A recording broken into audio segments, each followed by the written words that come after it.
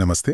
आज हम भारत की विविधता पर बात करने वाले हैं और साथ ही समाज में जो गैर बराबरी है उस पर भी। जी। और इन सब के बीच वो जो एक विचार गूंजता है अनेकता में एकता, उसको भी समझने की कोशिश करेंगे। बिल्कुल। हमारे पास स्रोत के तौर पर विविधता, गैर बराबरी और भारत की अनेकता में एकता लेख के कुछ अहम हिस्से हैं। हाँ। तो आज का मकसद है ये समझना कि भाई ये जो भारत में इतने तरह के लोग हैं, भाषाएं, खान पान, त्योहार, रीति रिवाज, ये सब हमारे जीवन को कैसे खास बनाते हैं। और ये गैर बराबरी से कैसे अलग है ये समझना भी बहुत जरूरी है। हाँ, यही सबसे पहला पॉइंट है शायद। बिल्कुल। शुरुआत के लिए बस इतना सोचें कि अपने आसपास देखिए, क्या कोई दो लोग बिल्कुल एक जैसे मिलते हैं? शायद नहीं। नहीं, मुश्किल है। बस यही विविधता है। लेकिन जैसा आपने कहा और जैसा हमारा स्रोत भी साफ करता है, हर फर्क, हर अलग होना गैर बराबरी नहीं होता। अच्छा, इन दोनों को अलग करके देखना ही इस पूरी बातचीत की नींव है। तो ये सिर्फ अलग अलग दिखना या होना नहीं है, बल्कि ये समझना है कि कौन सा अलगाव तो ठीक है, स्वाभाविक है, और कौन सा अन्याय है जिसे हम गैर बराबरी कहते हैं। एकदम सही। चलिए, इसी सोच के साथ आगे बढ़ते हैं। आज हम देखेंगे कि विविधता क्या है, ये गैर बराबरी से अलग कैसे है। कुछ उदाहरण भी लेंगे, जैसे वो समीर वाली कहानी, हाँ, वो काफी दिलचस्प है। और फिर लद्दाख और केरल की तुलना करेंगे, भारत के दो बिल्कुल अलग कोने, और आखिर में अनेकता में एकता के विचार को समझने की कोशिश करेंगे। बढ़िया, तो शुरू करते हैं। तो सबसे पहले यही सवाल, ये विविधता आखिर है क्या? हम ये शब्द सुनते तो बहुत हैं। आसान शब्दों में कहें तो एक दूसरे से अलग होना, बस। ये फर्क हमारे रंग रूप में हो सकता है, हमारी भाषा में, हमारे खाने में, है ना? हाँ, या जैसे हम त्योहार मनाते हैं, कपड़े पहनते हैं। बिल्कुल। या फिर जिस इलाके में रहते हैं वहाँ का रहन सहन, ये सब विविधता के ही रूप है। ठीक है। और स्रोत इस बात पर जोर देते हैं कि ये जो अंतर है ना, ये जिंदगी को मुश्किल बनाने के लिए नहीं है, बल्कि उसे और मजेदार और रंगीन बनाते हैं। सोचिए जरा, अगर पूरी दुनिया में सब कुछ एक जैसा हो जाए, एक ही भाषा, एक ही खाना, एक ही तरह के लोग, अरे बहुत बोरिंग हो जाएगा वो तो, है ना? कितनी बेजान सी दुनिया होगी। तो विविधता तो जीवन का एक, कह सकते हैं, स्वाभाविक हिस्सा है, एक तरह की अमीरी है। ये बात तो सही है कि एक जैसा होना उबाऊ हो सकता है, लेकिन यहीं पर वो दूसरा थोड़ा मुश्किल सवाल आता है, विविधता और गैर बराबरी का फर्क। हाँ, ये समझना क्यों इतना जरूरी है? कई बार लोग इन दोनों को मिला देते हैं शायद। बिल्कुल मिला देते हैं। जैसे देखिए, अलग अलग धर्मों का होना या अलग अलग भाषाएं बोलना, ये विविधता है। ठीक है, ये तो समाज की खूबसूरती है, उसकी पहचान है।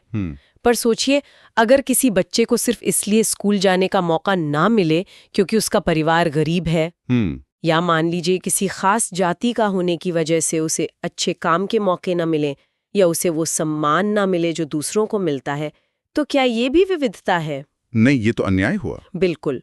और यही वो अहम, क्रूशियल फर्क है जिसे स्रोत बार बार सामने लाते हैं। विविधता जैसे अलग त्योहार या खाना पीना, ये तो पॉजिटिव है, सकारात्मक है। हाँ। इससे हम एक दूसरे से कुछ सीखते हैं, जिंदगी में नए रंग भरते हैं। पर गैर बराबरी का मतलब है मौकों की कमी, संसाधनों तक पहुंच न होना या बुनियादी अधिकारों का न मिलना। ये नेगेटिव है। हाँ, ये एक नकारात्मक स्थिति है, एक सामाजिक दिक्कत है जिसे खत्म करना है। इसे विविधता का नाम देकर एक्सेप्ट नहीं करना है। स्रोत साफ कहते हैं, विविधता जीवन का रंग है, गैर बराबरी अवसरों पर लगाए ग्रहण है। इस फर्क को और अच्छे से समझने के लिए स्रोत में एक कहानी है, समीर और समीर की। हाँ, बहुत अच्छी कहानी है वो। एक ट्रैफिक सिग्नल पर दो लड़के मिलते हैं और मजे की बात, दोनों का नाम समीर है। सुनने में तो लगता है कि बस दो बच्चे मिले होंगे। हाँ। पर उन दोनों की दुनिया एकदम अलग थी। स्रोत बताते हैं कि एक समीर तो साइकिल पर स्कूल जाता था। अच्छा। और दूसरा समीर वहीं सिग्नल पर अखबार बेचता था, गुजारे के लिए। एक समीर को अंग्रेजी अच्छी आती थी, दूसरा सिर्फ हिंदी बोल पाता था। धर्म भी अलग थे शायद। हाँ, एक हिंदू था, दूसरा मुसलमान। तो आप देखिए, सामाजिक स्तर पर आर्थिक, शैक्षिक, धार्मिक कितने सारे फर्क थे दोनों में। इतनी सारी अलग अलग बातें होने के बाद भी उनमें दोस्ती हो गई, ये कैसे हुआ होगा? यही तो सोचने वाली बात है। स्रोत हमें ये सोचने पर मजबूर करते हैं कि शायद दोस्ती इसलिए हुई क्योंकि दोनों ने एक दूसरे में समीर को देखा। मतलब ये नहीं देखा कि ये हिंदू समीर है या मुस्लिम समीर, या अमीर समीर या गरीब समीर, बस एक इंसान देखा। उनमें बात करने की, एक दूसरे को जानने की एक सहज इच्छा थी। एक मानवीय जुड़ाव। बिल्कुल। और यहीं से एक गहरा सबक मिलता है जिसकी तरफ स्रोत इशारा करते हैं कि ये जो बाहरी फर्क है ना, चाहे भाषा के हों, धर्म के या पैसे के, हाँ। ये अपने आप में दोस्ती या रिश्ते में रुकावट नहीं बनते। रुकावट तब बनती है जब हम अपने प्रेजुडिसेस, अपने पूर्वाग्रहों या डर को बीच में ले आते हैं, जब हम उन्हें दीवार बना लेते हैं। हाँ बिल्कुल। अगर बात करने की कोशिश हो, एक दूसरे के लिए इज्जत हो, थोड़ी जानने की इच्छा हो, तो ये फर्क मिटाए जा सकते हैं। समीर और समीर की कहानी शायद यही दिखाती है कि इंसानी रिश्ता इन बाहरी पहचानों से कहीं ज्यादा गहरा हो सकता है। जी। तो ये दोस्ती दिखाती है कि फर्क होने पर भी जुड़ाव मुमकिन है। लेकिन फिर ये सवाल आता है कि भाई ये इतने सारे फर्क, ये विविधताएं, ये आती कहाँ से हैं? एक ही देश में लोग इतने अलग अलग क्यों हो जाते हैं? इसके पीछे, जैसा लेख में बताया गया है, 2 बड़ी ताकतें काम करती हैं। एक तो इतिहास और दूसरा भूगोल। इतिहास और भूगोल। कैसे? देखिए, किसी भी जगह का भूगोल वहाँ की जमीन कैसी है, पहाड़ हैं या समंदर का किनारा, मौसम कैसा रहता है, क्या चीजें आसानी से मिलती हैं, ये सब तय करता है कि लोग वहाँ रहेंगे कैसे, खाएंगे क्या, काम क्या करेंगे। अच्छा। और इतिहास पुराने जमाने में वहाँ कौन लोग आए, कहाँ से आए, वो अपने साथ क्या लाए, कौन राजा महाराजा रहे, क्या बड़ी लड़ाइयाँ या घटनाएं हुई, ये सब मिलकर वहाँ की संस्कृति, परंपराएं, जीने का तरीका सब कुछ बनाते हैं। तो ये कोई एक दिन का फैसला नहीं होता कि चलो आज से हम ऐसे रहेंगे। ये तो बहुत लंबी प्रक्रिया है। हाँ, बहुत लंबी। स्रोत बताते हैं कि जब लोग एक जगह से दूसरी जगह जाते हैं, चाहे व्यापार के लिए या बसने के लिए, तो वो नई जगह की कुछ बातें सीखते हैं, अपनाते हैं, और साथ ही अपनी पुरानी आदतें, अपनी भाषा, अपने रीति रिवाज भी साथ लेकर जाते हैं।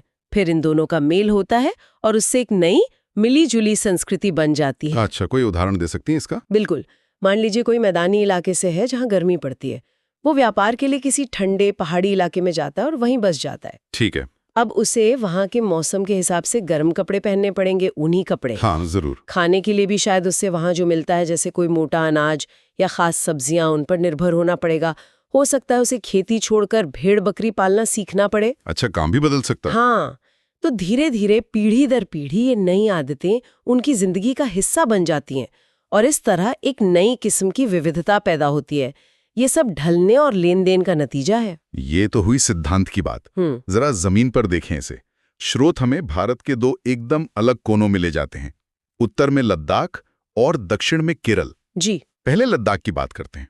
लेख कहता है कि ये जम्मू कश्मीर के पूरब में है, पहाड़ों में बसा एक ठंडा रेगिस्तान। हाँ, ठंडा रेगिस्तान बारिश लगभग होती ही नहीं है। इलाका ज्यादातर सूखा, बंजर और बर्फीला है। तो भूगोल का सीधा असर वहां की जिंदगी पर दिखता होगा। बिल्कुल। खेती तो बहुत ही कम हो पाती है, इसलिए लोगों की रोजमर्रा की जिंदगी ज्यादातर पशुपालन पर टिकी है। खासतौर पर एक खास किस्म की भेड़ और बकरी पालते हैं वो लोग। किस लिए? उनसे मिलती है दुनिया भर में मशहूर पश्मीना ऊन। ओ, पश्मीना। हाँ, उसी ऊन का व्यापार वहां की इकोनॉमी की अर्थव्यवस्था की रीढ़ है। खाने में भी दूध, मक्खन, चीज और मांस का इस्तेमाल ज्यादा होता है क्योंकि सब्जियां कम उगती हैं। और इतिहास के नजरिए से लद्दाख जो है वो सदियों तक तिब्बत जाने वाले व्यापार के रास्ते पर एक जरूरी पड़ाव था। अच्छा। इसी वजह से वहां तिब्बत का और बौद्ध धर्म का बहुत गहरा असर पड़ा। बाद में वहां इस्लाम भी पहुंचा और खूब फैला। वहां की एक खास बात और है, लोक कथाओं और गानों की बहुत पुरानी मौखिक परंपरा है।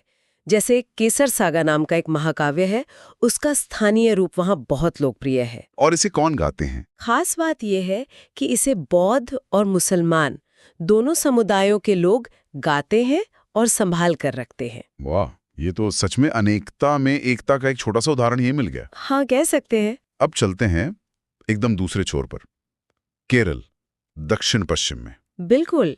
केरल जो भारत के दक्षिण पश्चिम तट पर है, एक तरफ खुला समंदर, दूसरी तरफ हरे भरे पश्चिमी घाट के पहाड़। मौसम कैसा है वहाँ? मौसम गर्म और नमी वाला है। जमीन बहुत उपजाऊ है, खासतौर पर मसालों के लिए। काली मिर्च, लौंग, इलायची, ये सब यहाँ सदियों से उग रहे हैं। और इन्हीं मसालों के चक्कर में व्यापारी आते होंगे दूर दूर से? बिल्कुल।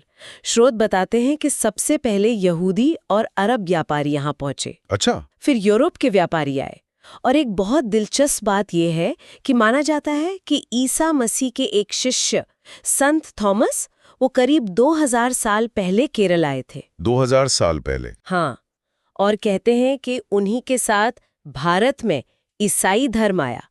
तो आप सोचिए कितने पुराने और अलग-अलग धर्मों के प्रभाव यहाँ देखने को मिलते हैं।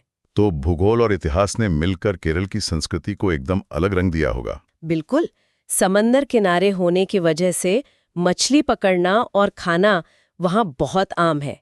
खाने में चावल, मछली, सब्जियों का ज्यादा इस्तेमाल होता है। तो त्योहार भी अलग होते होंगे? हाँ, जैसे ओणम वहाँ का बड़ा त्योहार है।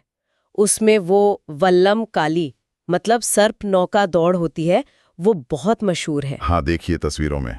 और तट पर मछली पकड़ने के लिए वो बड़े बड़े जाल इस्तेमाल करते हैं, जिन्हें चीनी जाल कहते हैं।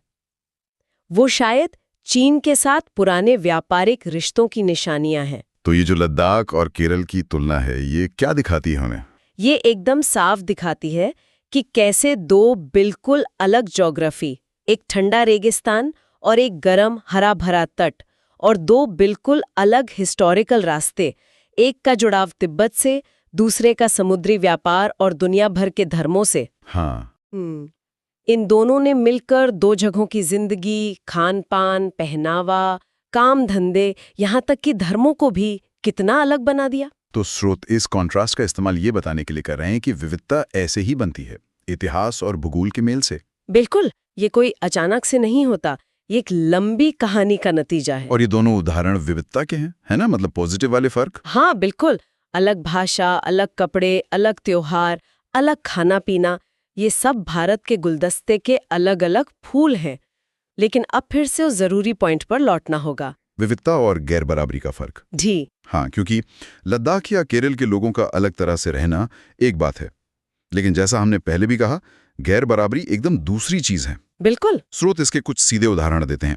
जैसे अगर कोई बच्चा होशियार है लेकिन सिर्फ इसलिए स्कूल नहीं जा पाता क्योंकि उसके घर वाले फीस नहीं दे सकते, तो ये विविधता नहीं है, ये साफ तौर पर गैर बराबरी है। सही कहा। या मान लीजिए किसी समुदाय के लोगों को सिर्फ उनकी जाति की वजह से गांव के कुएं से पानी ना लेने दिया जाए, या उन्हें समाज में बराबरी का दर्जा न मिले। ये भी गैर बराबरी है। हाँ, संसाधनों का ठीक से न बंटना, मौकों की कमी होना, या किसी को इज्जत से महरूम रखना, ये सब गैर बराबरी के ही अलग अलग रूप हैं। और इस पर बार बार जोर देना जरूरी है कि ये वो फर्क नहीं है जिनका हमें सम्मान करना चाहिए या जिन्हें बचाकर रखना चाहिए। नहीं, बिल्कुल नहीं। ये तो समाज की वो बीमारियां हैं जिन्हें पहचानना और खत्म करना हमारा लक्ष्य होना चाहिए। तो मूल बात ये हुई, विविधता एनरिच करती है, मतलब अमीर बनाती है, और गैर बराबरी एम्पावरिश करती है, गरीब बनाती है। एकदम सही। एक का स्वागत करना है, दूसरे को मिटाना है। तो हमारे देश में इतनी सारी विविधताएं हैं और दुख की बात है कि गैर बराबरी भी है। फिर भी एक एहसास है जो इन सबको कहीं ना कहीं जोड़ता है। हाँ, उसी को अनेकता में एकता या यूनिटी इन डाइवर्सिटी कहते हैं। ये सुनने में तो बहुत अच्छा लगता है, पर इसका असली मतलब क्या है? देखिए, इसका निचोड़ ये है कि भारत की एकता इस बात पर नहीं टिकी है कि यहाँ सब लोग एक जैसे हैं।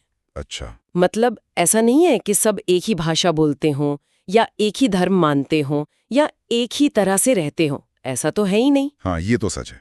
बल्कि भारत की ताकत इस बात में है कि यहाँ इतनी सारी भिन्नताओं के बावजूद लोग एक दूसरे के होने को स्वीकार करते हैं, एक दूसरे की परंपराओं की कम से कम सिद्धांत में तो इज्जत करते हैं। और कुछ बड़े साझा राष्ट्रीय लक्ष्य हैं, कुछ मूल्य हैं जिनके लिए सब एक साथ खड़े होते हैं।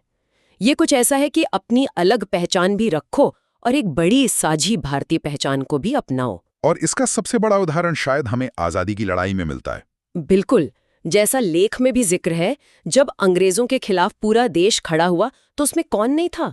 हर धर्म के लोग थे, हर भाषा बोलने वाले, हर इलाके के लोग। हाँ, अमीर गरीब, हिंदू मुसलमान, उत्तर भारतीय, दक्षिण भारतीय, सब ने मिलकर संघर्ष किया, लाठियां खाईं, जेल गए। और उसी संघर्ष के दौरान कई ऐसे निशान, ऐसे प्रतीक, ऐसे गीत बने जो इसी मिलीजुली एकता की भावना को दिखाते थे। जैसे हमारा तिरंगा झंडा। हाँ, या राष्ट्रगान। हाँ, हमारा तिरंगा, हमारा राष्ट्रगान जन गण मन, ये सब उसी दौर की देन है। ये प्रतीक किसी एक ग्रुप के नहीं हैं, ये कोशिश करते हैं कि भारत की सारी विविधता को अपने अंदर समेट लें और एक साझा पहचान जगाएं। ये दिखाने के लिए कि अलग-अलग सुर मिलकर भी एक अच्छा संगीत बना सकते हैं। बिल्कुल। तो ये अनेकता में एकता सिर्फ एक नारा नहीं है, ये एक तरह से भारत की पहचान है और शायद उसकी सबसे बड़ी ताकत भी। हाँ, इतनी सारी विभिन्नताओं को एक लोकतंत्र के अंदर साथ लेकर चलना ये आसान नहीं है, पर यही भारत की खासियत है। तो आज की इस पूरी बातचीत से मुख्य बातें क्या रहीं? हमने देखा कि विविधता, चाहे वो भाषा की हो, खाने की, रिवाजों की, ये हमारी जिंदगी को बेहतर बनाती है, दिलचस्प बनाती है। जी, ये भारत की आत्मा का हिस्सा है। और साथ ही हमने ये भी समझा कि गैर बराबरी एक बिल्कुल अलग और कहना चाहिए एक गंभीर मुद्दा है। हाँ, बहुत गंभीर। ये मौके छीनती है, लोगों को पीछे रखती है, और इसे खत्म करना एक इंसाफ वाले समाज के लिए बहुत जरूरी है। बिल्कुल।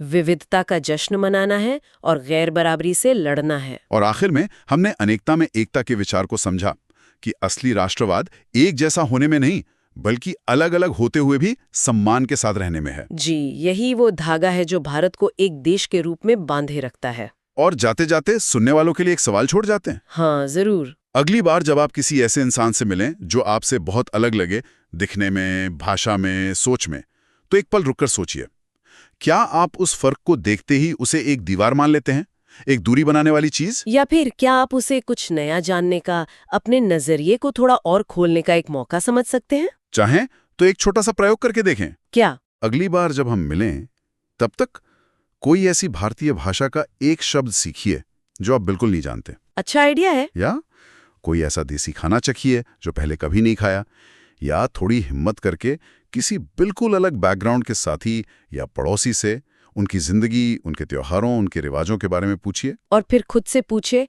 क्या इस छोटे से कदम से दुनिया को देखने का मेरा चश्मा जरा सा भी बदला? शायद इन्हीं छोटे छोटे कदमों से हम विविधता को सिर्फ बर्दाश्त करना नहीं, बल्कि उसका सच्चे दिल से सम्मान करना सीख सकते हैं। और गैर बराबरी के खिलाफ और मजबूती से खड़े हो सकते हैं। यही शायद सच्ची एकता की तरफ पहला कदम हो। इसी सोच के साथ आज की चर्चा यहीं खत्म करते हैं। अगली बार फिर मिलेंगे एक नए विषय और नए स्रोतों के साथ। धन्यवाद। धन्यवाद।